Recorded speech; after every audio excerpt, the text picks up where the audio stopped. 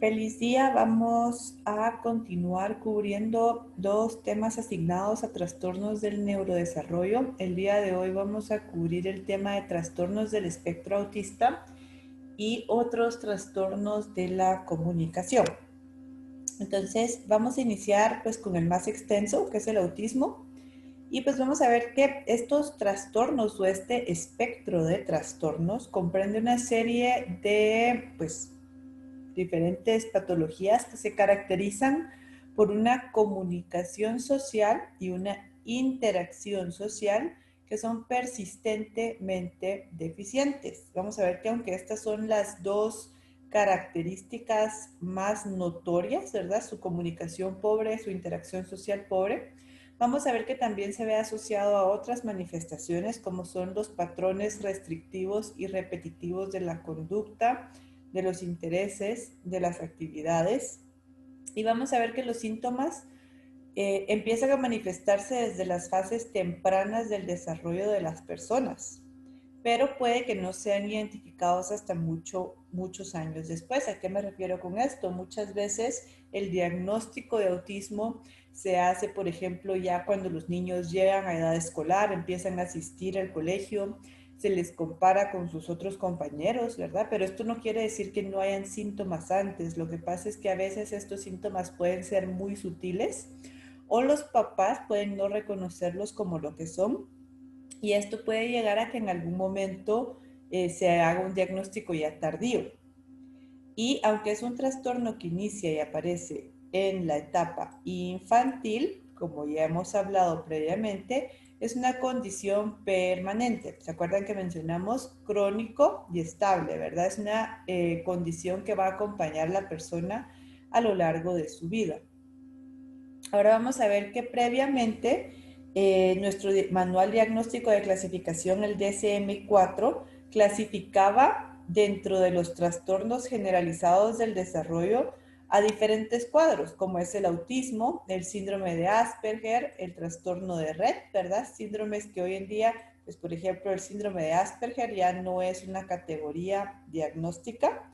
Vemos que si, cuando sale pues la nueva versión de este manual, ¿verdad? El DSM-5 viene a proponer una nueva clasificación denominada trastornos del espectro autista, en donde se incluyen diferentes grados de autismo, ¿ok? Entonces ya no hay como subsíndromes, sino que se hace todo un espectro, un gran rango dentro del cual uno puede ser catalogado de cierta manera según la severidad de los síntomas que presenta. Vemos que el sistema previo de SM4 se centraba más en categorías y clasificaciones descriptivas, mientras que el DSM-5 se enfoca, pues como les dije, en la palabra espectro, un rango en el cual se pueden presentar ciertas características en diferente intensidad. Y esto permite enfocar diferentes intervenciones y necesidades según la persona y no según una categoría. Entonces, aquí podemos hacer una pequeña comparación de cómo era DSM-4. DSM-4 englobaba en todos estos trastornos del desarrollo, bueno, el trastorno de comunicación social no, porque no existía previamente, pero el síndrome de Rett también estaba aquí incorporado.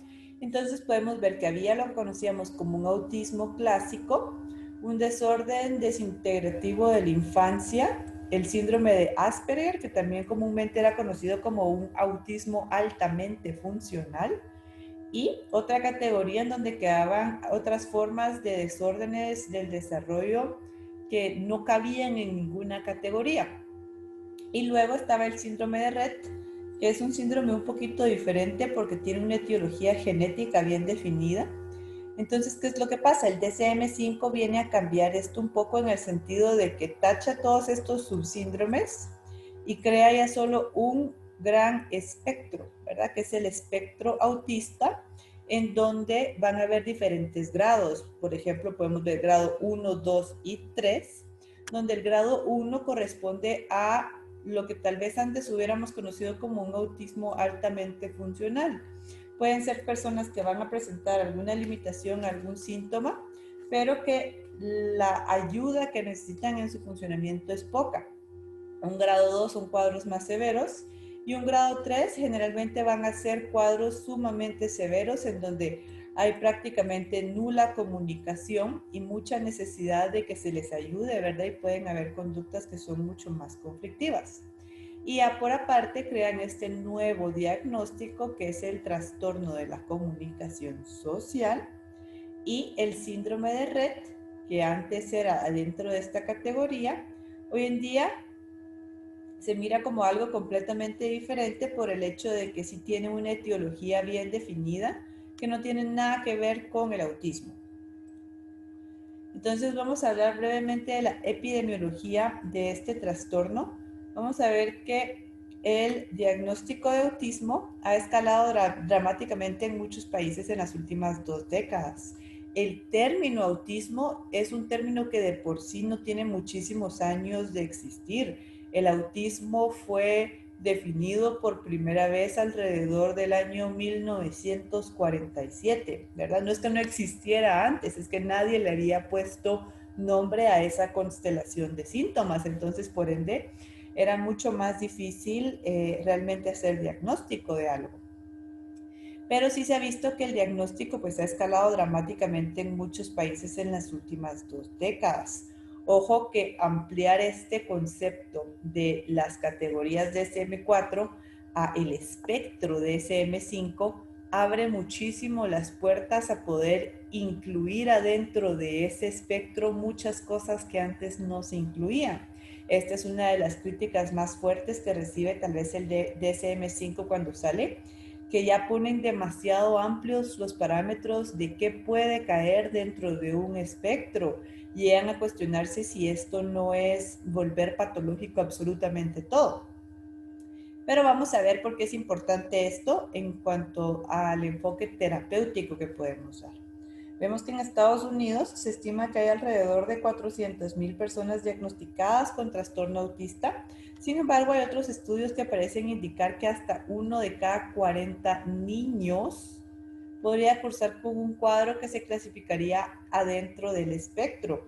Ojo que lo que tenemos que tomar en cuenta acá es si esta línea es el espectro, perdón que la línea no es muy recta, pero yo podría tener un autismo grado 1, que es una forma muy leve, un grado 2, que es una forma un poco más significativa, y un grado 3, que ya es una forma muy disfuncional. Pero yo podría caer aquí en este espacio en donde mis síntomas son muy leves y yo tengo una inteligencia normal y mi funcionamiento puede ser perfectamente normal, ¿verdad? Entonces, de alguna manera igual podríamos encontrarnos adentro del espectro porque tengan algunas características autistas. Sin embargo, las necesidades versus una persona que está acá no tienen absolutamente nada que ver y por lo tanto las intervenciones terapéuticas tampoco. Entonces, ahí es donde cae un poquito esto y por eso en muchos casos de autismo lo que vamos a ver es que son personas que pueden hacer una vida relativamente normal, que pueden funcionar de una forma relativamente normal, ¿verdad? Incluso hay muchos que abogan que no es ni siquiera se le debería decir trastorno de, ¿verdad? Sino que simplemente es un cerebro que funciona de una manera diferente a la que funciona el cerebro normotípico, que es el cerebro mío o de ustedes, ¿verdad? Al menos que alguien esté dentro de este espectro, pero como no tengo el gusto de conocerles, pues no lo sé. Y no es, no, yo no estoy totalmente a favor de este concepto. ¿Por qué? Porque ¿qué pasa con las personas que están acá y no tienen lenguaje verbal y tienen conductas agresivas o autolesivas y que su funcionamiento realmente es muy restringido? O sea, sí, su cerebro funciona de una manera diferente, pero eso no quiere decir que sea un cerebro funcional. Ahora, a nivel global, se estima que hay 7.6 casos por cada 100 habitantes, aunque estos datos son bastante inconsistentes, varían de región en región, varían de los parámetros que se usan, varían de cómo se hace el diagnóstico, ¿verdad? Entonces, lo que vamos a ver acá, hay otros estudios que dirán 1 de cada 100 habitantes. Entonces, esto varía mucho, son datos inconsistentes.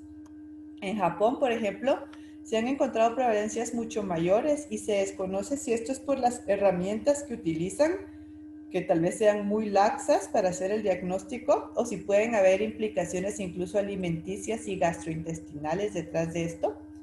Y algo que sí es completamente sabido, el autismo es 4 veces más frecuente en hombres que en mujeres, ¿ok? Sí hay mayor prevalencia de autismo en el sexo masculino. Ahora vamos a empezar a hablar ya del cuadro clínico. Como les dije al principio, la característica puntual del autismo son los retos persistentes, o sea, las limitaciones que pueden existir de grado variable a nivel de comunicación y de interacción social, ¿verdad? Esas son las dos cosas como cardinales del autismo. Otra característica común son las conductas repetitivas y restringidas. Estas en ocasiones pueden coexistir con conductas incluso autolesivas en algunos casos, ¿verdad? Y ahorita vamos a ahondar un poquito más en a qué me refiero con este tipo de conductas. Y pues lo que antes se conocía como el síndrome de Asperger, que les digo que ya no se llama así hoy en día, ¿verdad? Sería el extremo más leve del espectro autista, ¿verdad? Son personas que no van a tener retraso neurocognitivo ni incluso de lenguaje, ¿verdad? O sea, van a ser personas inteligentes, capaces, donde sí pueden ocurrir en algunas ocasiones más marcado dificultades del tipo social, que pueden ser más evidentes, ¿verdad? Y los padres pues tienden a reportar el inicio de los síntomas usualmente en el primer año de vida. Ojo, desde antes del primer año de vida se pueden ver algunas características. Y pues lamentablemente en países como el nuestro o en otros países más desarrollados incluso, los síntomas pueden pasar desapercibidos por años y el deterioro posterior suele ser gradual, haciéndose más evidente cuando, como les dije, los niños ya están en edad escolar. Sin embargo, aquí hay cosas y por eso es que es muy importante que conozcamos todo el neurodesarrollo normal de un niño y por qué es importante que nos fijemos si un niño está alcanzando los diferentes hitos del desarrollo que debería estar alcanzando para su edad.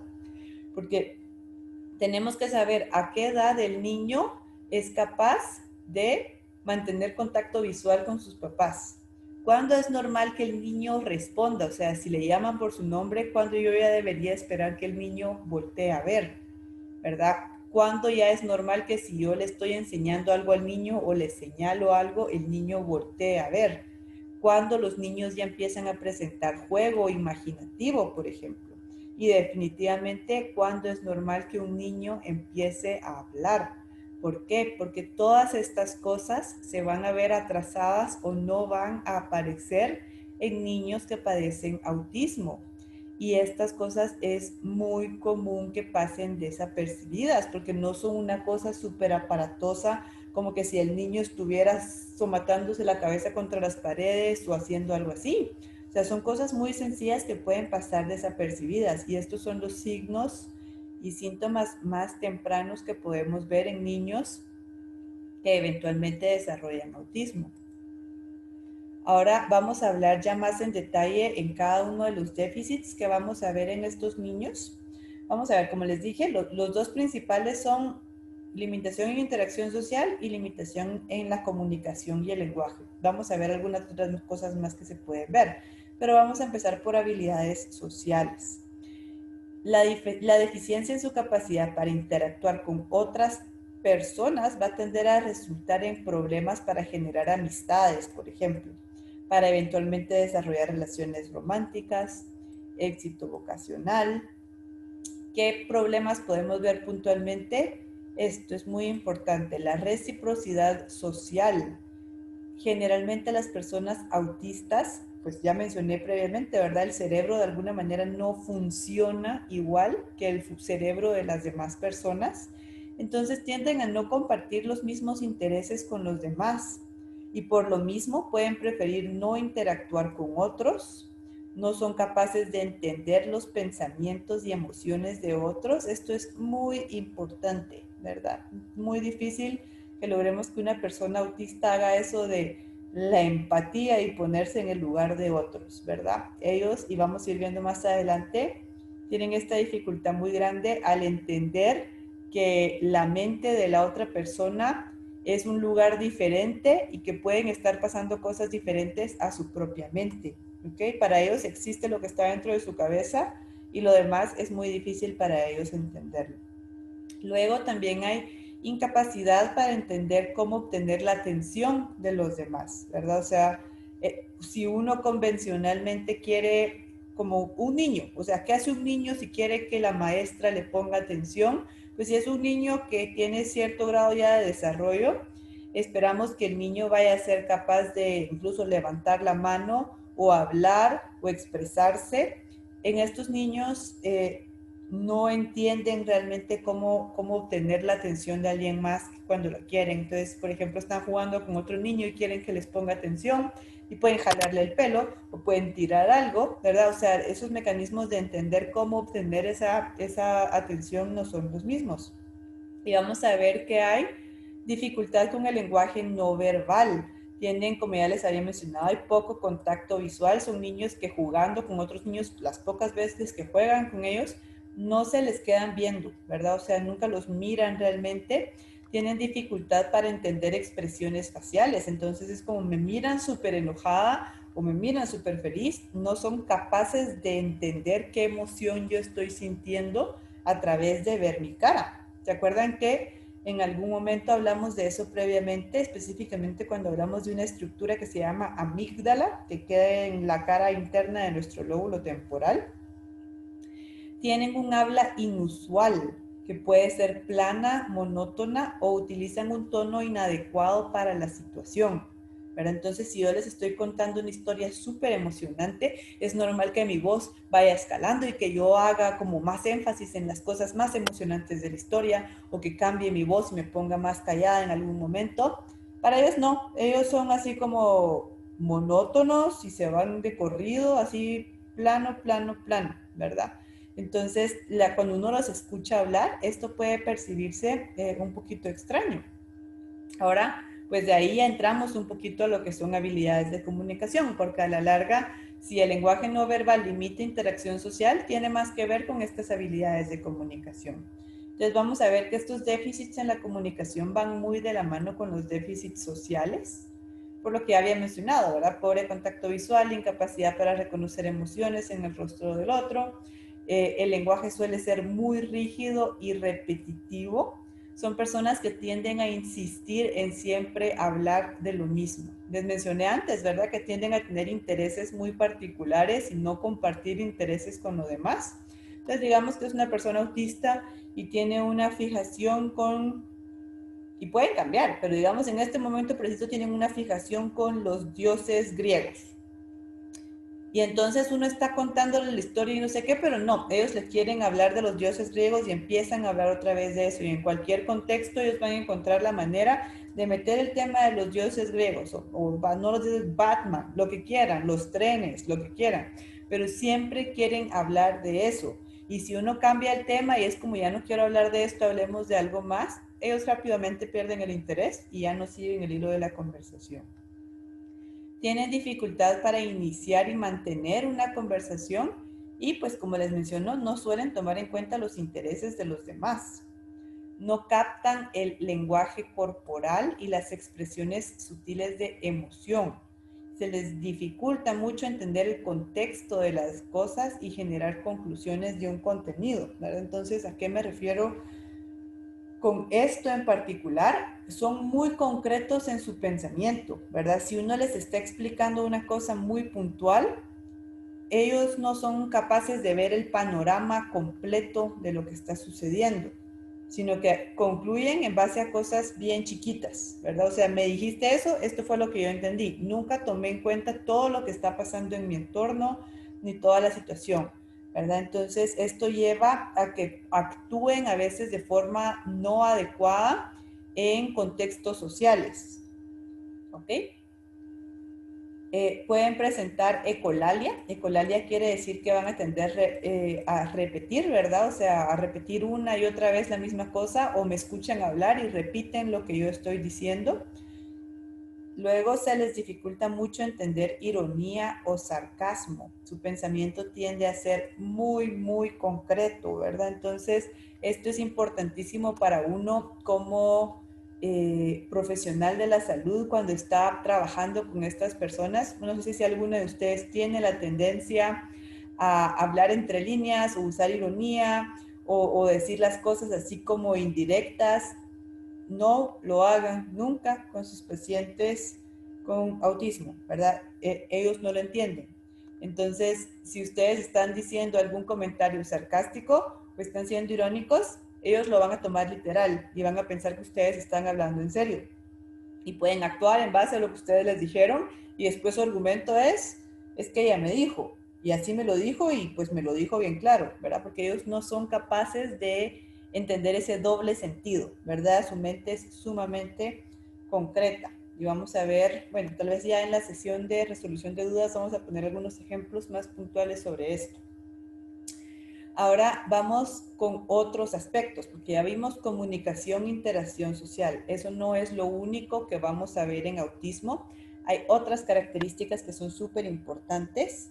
Las características conductuales, que también incluyen un amplio rango de conductas como aislamiento, respuestas anormales a las sensaciones físicas como el tacto, sonido, olor y torpeza motriz. Esto, ojo, a pesar de que convencionalmente hablaríamos del autismo como un trastorno de la comunicación, realmente mientras más sabemos de él, más nos damos cuenta que parece ser un trastorno de la integración sensorial, como que la forma en que estas personas perciben a través de sus sentidos no es la misma forma en que nosotros percibimos, ¿ok? Entonces, algo que para nosotros se puede sentir muy agradable, para ellos puede ser molesto, incluso doloroso. Los sonidos es otra cosa que es súper importante, ahorita vamos a regresar a eso. Pero el otro síntoma conductual característico es el patrón de conductas repetitivas y restringidas. ¿A qué me refiero con esto? Estos chicos pueden presentar comportamiento estereotipado, hacen movimientos, estereotipias, ¿verdad? Por ejemplo, mueven sus manos, hacen chasquidos con sus dedos, se mueven, se balancean sobre su cuerpo, se pueden balancear de atrás para adelante, pueden en algunas ocasiones incluso golpearse la cabeza, ¿verdad? Repetir frases o sonidos.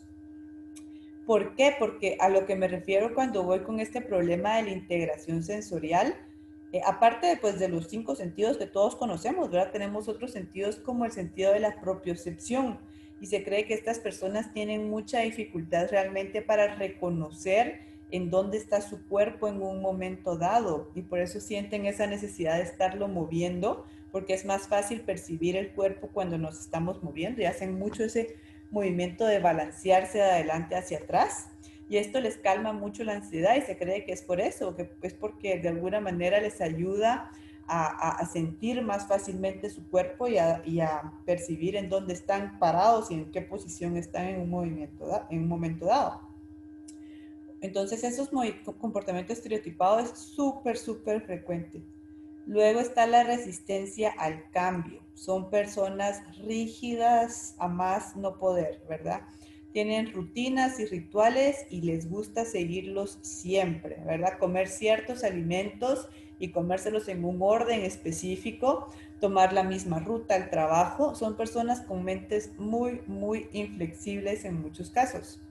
Como ya les mencioné antes, intereses limitados, ¿verdad? Tienen preferencias por ciertas actividades, que si son los trenes, que si son los legos, que si son los árboles, que si son los animales, pero sus intereses son bien limitados y tienden a irse con todo sobre esos intereses, ¿verdad? Entonces, por eso es que muchas veces vemos personas, en especial lo que antes se conocía como Asperger, ¿verdad? Que sería un grado leve de autismo, donde incluso los podemos ver y decir, y a veces, y sí lo son, ¿verdad? Porque en estos casos no siempre tiene que haber una discapacidad intelectual asociada.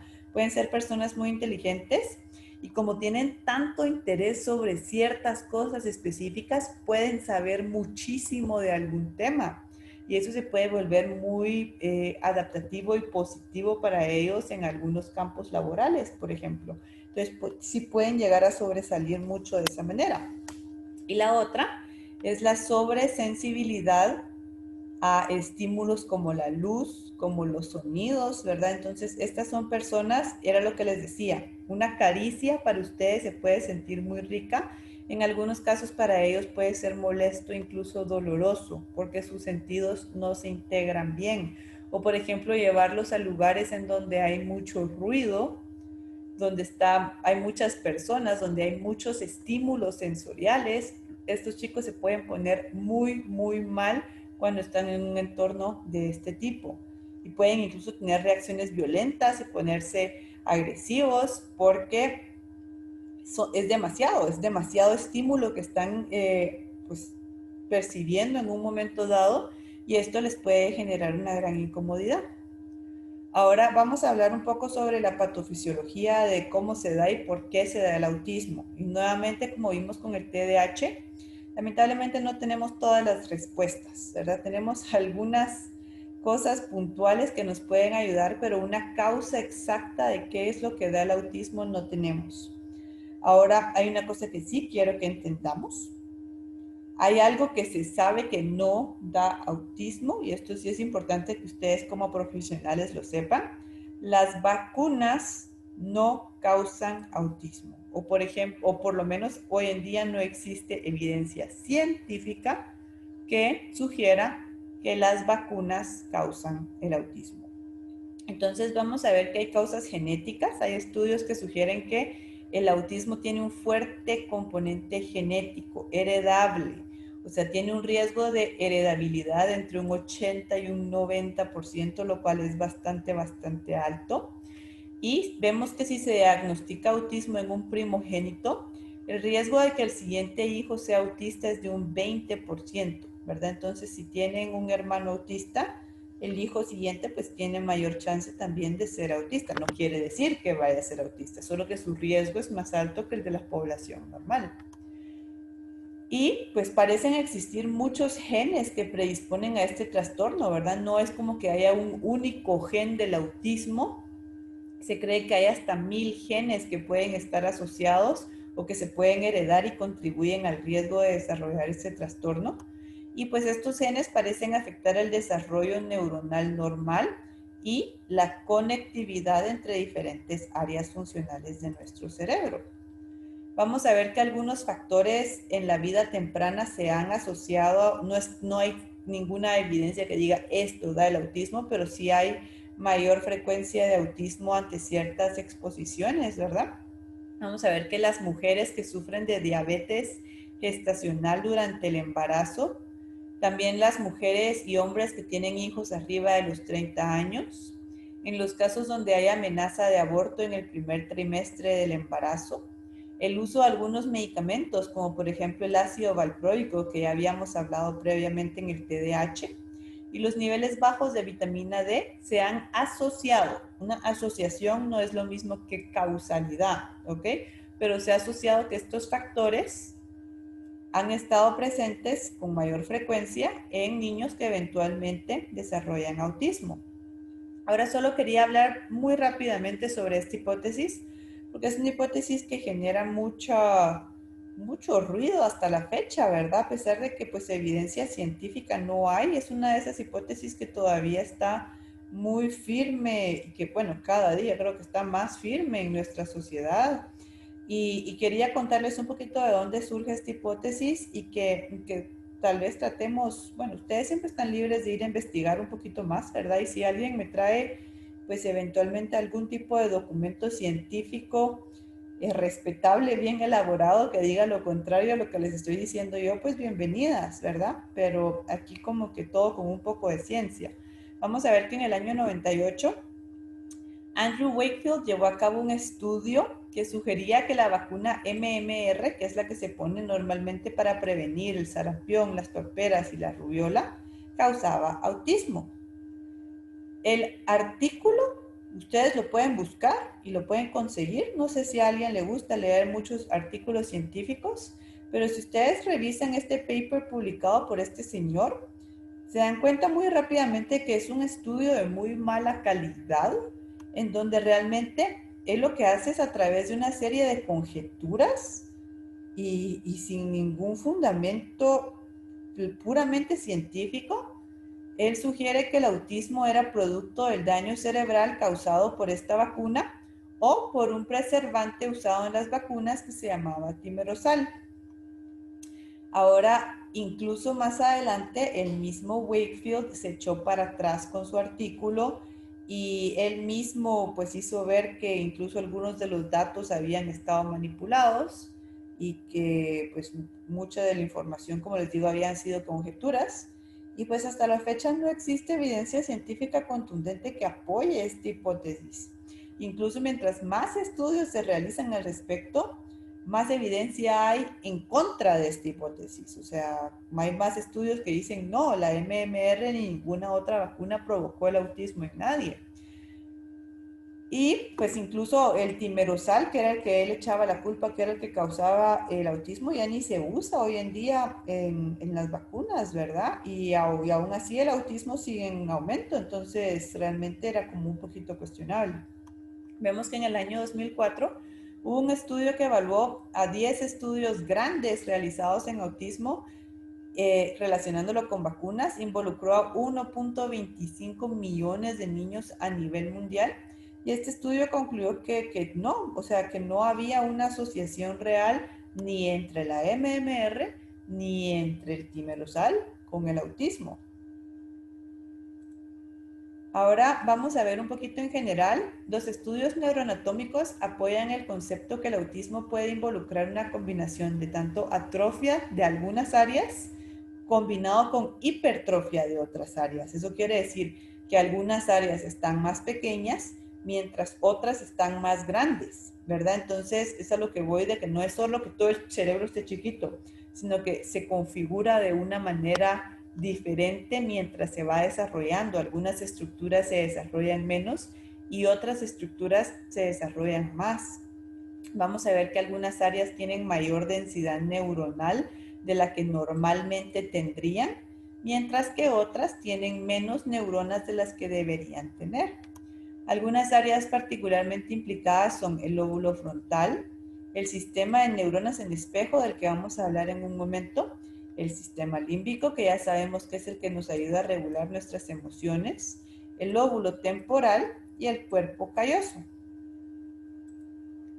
Vamos a ver que también hay otras hipótesis que hablan sobre conectividad cerebral y establecen que lo que pasa es que hay una pobre conexión y qué tan mala sea la conexión de neurona a neurona es lo que se va a correlacionar con la severidad del autismo. Establecen también que hay una disminución en la conectividad a través del cuerpo calloso. ¿Se recuerdan que el cuerpo calloso era esa estructura que unía hemisferio derecho y hemisferio izquierdo, la cual puede ser importante, como les decía, en integración y procesamiento global de información? Hay teorías también que sugieren que hay un procesamiento de información predominantemente izquierdo y esto puede contribuir a que haya una predilección a enfocarse en detalles y no en contexto o en cuadro global de las cosas. Vamos a ver que hay disfunción en la conectividad también a nivel frontal y occipital. Hay organización neural anómala en el área de Broca, que se acuerdan que está implicada específicamente en la expresión y producción de lenguaje. Y también hay otros estudios de patología que han encontrado algunas anomalías anatómicas estructurales. Por ejemplo, han visto en los cerebros de estas personas que las neuronas del sistema límbico son más pequeñas y más compactas. Ahora, las neuronas del cerebelo, ¿se acuerdan que el cerebelo habíamos dicho que era un área alta, con una densidad neuronal altísima? Vamos a ver que el cerebelo en estas personas tiende a ser, sus neuronas son más pequeñas y en menor cantidad. Y hay más células de la neuroglía, ¿ok? Hay más células de sostén, que son los astrocitos y la microglia, de los que hablamos ya previamente, y menos neuronas en relación a cómo deberíamos estar normalmente. Luego hay otras teorías muy interesantes que giran en torno a lo que es el eje intestino, sistema inmune, cerebro. Recuerdan que ya previamente hablamos del sistema entérico y cómo es importantísimo sobre muchas funciones cerebrales. Pues miren qué interesante. Hasta un 70% de personas autistas tiene problemas gastrointestinales asociados a su autismo, ya sea reflujo, diarrea, constipación, colon irritable, alergias a alimentos, ¿ok?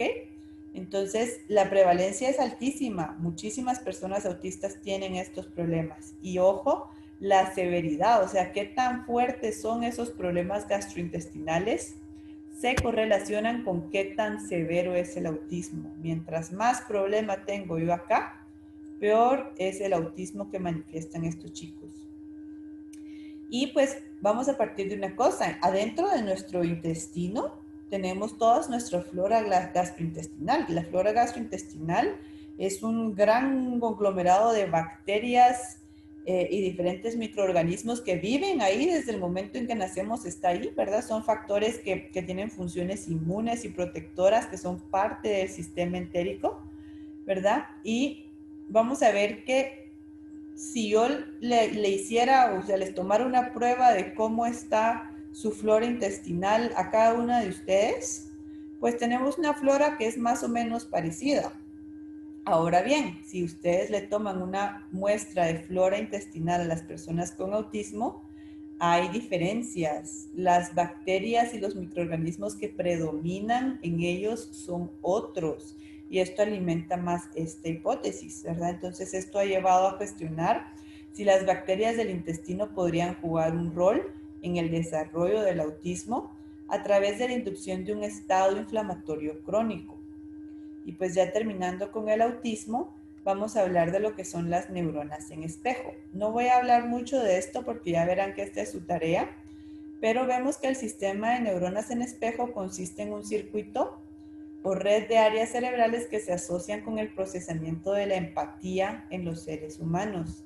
Este sistema se activa durante la imitación u observación de comportamientos en otros y nos ayuda a entender las acciones e intenciones de los demás.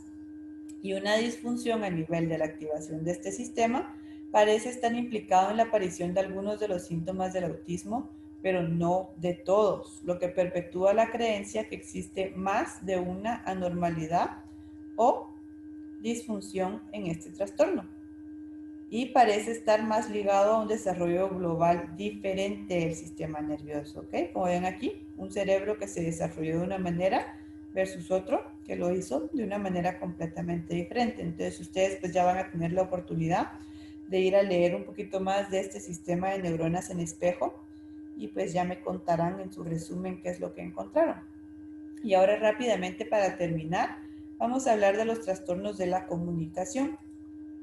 Vamos a ver que estos trastornos son aquellos que se relacionan a un patrón normal, o sea, el patrón normal de adquisición del lenguaje va a estar distorsionado desde las primeras etapas del desarrollo, ¿verdad? Como así les dije, trastornos del neurodesarrollo, la forma en que se va desarrollando el cerebro y se van desarrollando las capacidades, hay algún problema, ¿verdad? Entonces aquí tiene que ver específicamente con adquisición del lenguaje.